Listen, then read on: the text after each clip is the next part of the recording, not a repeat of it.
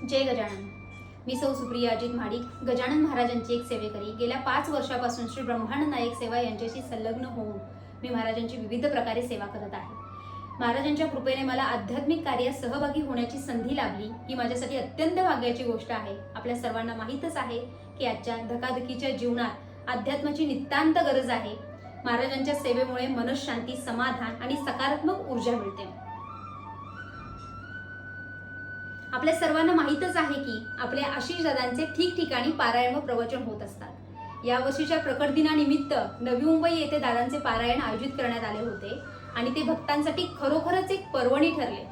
कारण मी जो अनुभव पुढे सांगणार आहे त्यातून तुम्हाला जाणवेल की महाराजांनी दादांचे निमंत्रण कसे प्रेमाने स्वीकारले आणि केवळ उपस्थितीच नव्हे तर आपल्या कृपेने भक्तांना अद्भुत असा अनुभवही दिला.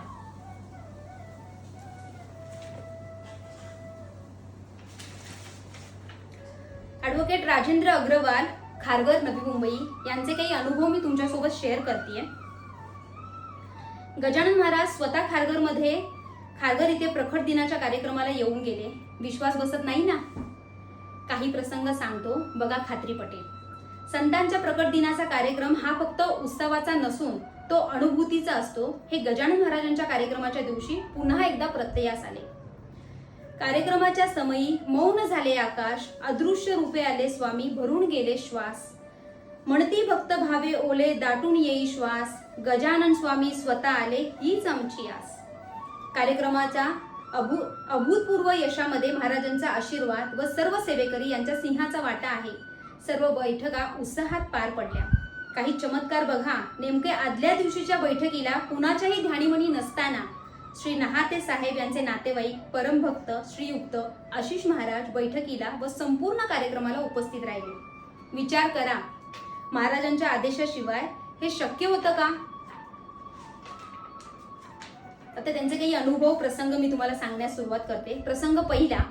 बैठकीमध्ये आशिष महाराजांनी सांगितले की पहिले कार्ड महाराजांना द्या व त्यांना कार्यक्रमाला उपस्थित राहा असं आवाहन करा. महाराज 100% येतील. आणि काय आश्चर्य, महाराज खरंच आले.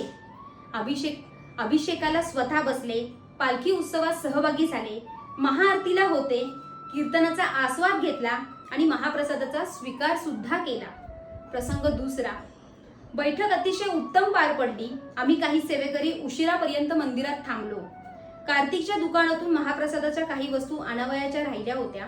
त्या घेऊन परत मंदिरात पोहोचलो. गाडीतून वस्तू उतरवल्या आणि कार्तिकच्या पायाला जोरदार मार लागला. अरे बघ, सावकाश कर, घाई करू नको, सर्व ओरडले. त्यांच्या पायाला चांगलीच दुखापत झाली होती. तो लंगडत चालू लागला. वेदना जाणवत होती. रात्रीचे 12:30 वाजले होते. एकमेकांचा निरोप घेतला.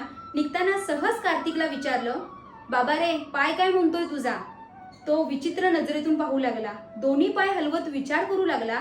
मार नेमका कोणत्या पायाला लागला हेच त्याला आठवत नव्हतं. काय वाटतं तुम्हाला?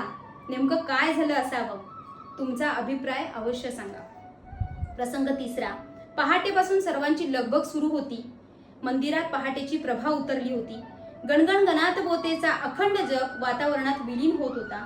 त्या दिवशीचा अभिषेक काही वेगळाच होता. सर्वांच्या डोळ्यातून अपार श्रद्धा आणि अंतःकरणात निस्सीम विश्वास होता. पावनभूमी त्या दिवशी विलक्षण शांत होती. जणू काळ स्वतः थबकला होता आणि सृष्टीने मौन धारण केले होते. जसा अभिषेक आरंभ झाला तसाच शेजारच्या झाडावर बसलेल्या चिमण्यांचा चिवचिवाटाने सूर धरला. जणू कुठली तरी अदृश्य शक्ती अवतरली असावी. मूर्तीवर एक दिव्य प्रभामंडळ झळकले. महाराजांच्या मुखावर स्मित दिसत होते. उपस्थित भक्तांना जाणवले की त्या दिव्य क्षणी महाराजांनी स्वतःचे अस्तित्व साकार केले आहे. श्रद्धेचा दीप अधिक प्रज्वलित झाला. महाराज आले हेच खरे. प्रसंग चौथा. पालखी कधी निघणार याची उत्कंठता सर्वांना लागली होती. अपेक्षापेक्षा जास्त उशीर झाला होता. कीर्तनकार महाराजांची वाट पाहणं सुरू होतं. वारंवार मी, दिनेश खर्डीकर, बर्डे साहेब, कार्तिक, डॉक्टर घावडे, जयश्री येवले मॅडम, मधुकर राव, सुनील राव, संजय राव, विवेकराव आपसातच चर्चा करत होते.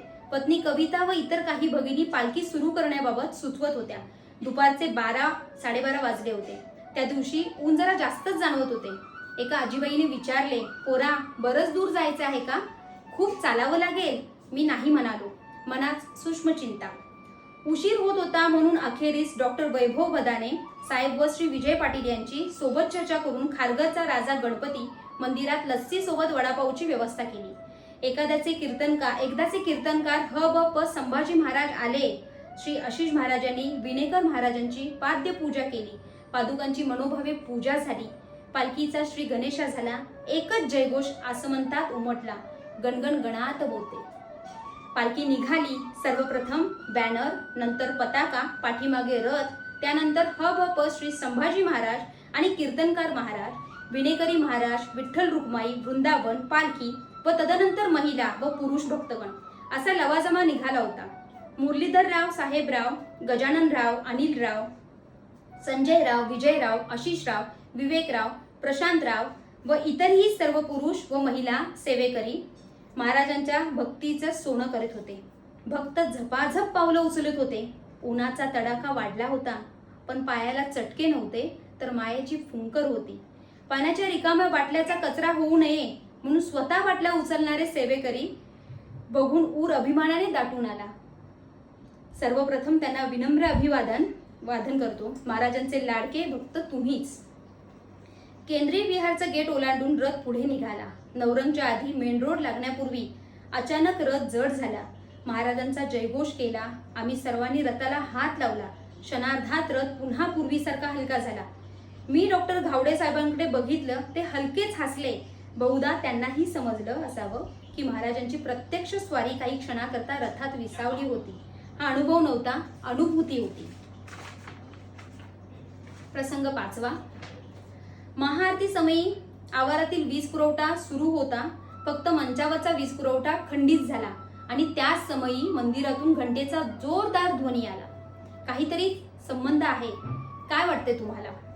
बरं, वीज पुरवठा सुरू करण्याकरता महावितरणाच्या कर्मचाऱ्यांची सोबत दिनेश डीपी पाशी गेले असता फक्त डीपीला टच केला आणि वीज पुरवठा पूर्ववत झाला. याच समयी बर्डे साहेबांच्या पायाला जब्बर मार लागला. खोच पडली. खूप रक्तस्राव झाला. तरी ते स्वतः हाताने बँडेज बांधून हसत हसत महाराजांच्या सेवेत हजर. मला सांगा, ही शक्ती आली कशी? मला बर्डे वहिनी म्हणाल्या. त्यांना मार लागल्याचं सांगितलं. बर्डे साहेबांना विचारलं, कसा काय मार लागला? इतक्यात पाठीमागून कुणीतरी म्हटलं, मोठं संकट आलं होतं, निघून गेलं. बहुधा महाराज या संकटाला सामोरे गेले असावेत. चला महाराजांकडे प्रार्थना करूया की त्यांना लवकरच बरं करा. प्रसंग 6. महाआरती समयी एक टोपी घातलेले आबाजी अगदी शेवटच्या रांगेत एकटेच बसले होते. कोण होते ते पुन्हा दिसले नाही. अनेक भक्तांनी सांगितलं की कार्यक्रमाच्या दरम्यान एक अदृश्य पण स्पष्ट जाणवणारी उपस्थिती अनुभवण्यास आली. कोणी म्हणाले माझ्या मनातील भीती क्षणात नाहीशी झाली, तर कुणी अनुभवले हृदयात अपार शांती दाटून आली. त्या क्षणी असे वाटत होते की महाराज स्वतः आपल्या कार्यक्रमाला येऊन गेले आहेत. प्रसादाचा स्वीकार केला. कीर्तनाचा आस्वाद घेतला. प्रत्येक सेवेकरी महाराजमय झाले होते. नामस्मरणाच्या स्वरात महाराजांची कृपा जणू अधिकच प्रखर होत गेली. कार्यक्रम संपला, पण अनुभूती संपली नाही. लोक निघाले, पण उपस्थिती हल्ली नाही.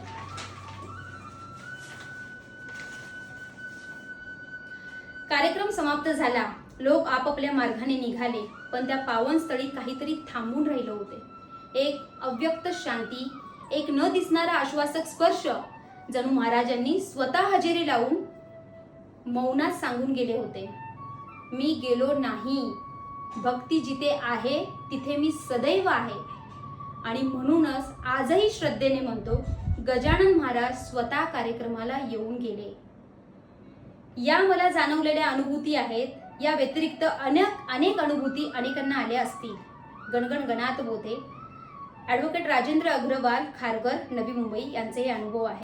खरोखरच महाराजांना प्रेमपूर्वक आणि पूर्ण श्रद्धेने समर्पित होऊन हाक दिली तर ते कितीही व्यस्त असले तरी भक्तांच्या त्या प्रेमळ हाकेला नक्कीच धावून येतात. त्यांच्या कृपेचा आणि उपस्थितीचा अनुभव शब्दात मांडता येत नाही. ते फक्त अंतःकरणाने जाणवते. अशा विविध माहिती करता आपल्या चॅनेलला लाईक, शेअर, सबस्क्राईब करायला विसरू नका. श्री स्वामी समर्थ. गजानन महाराज की जय.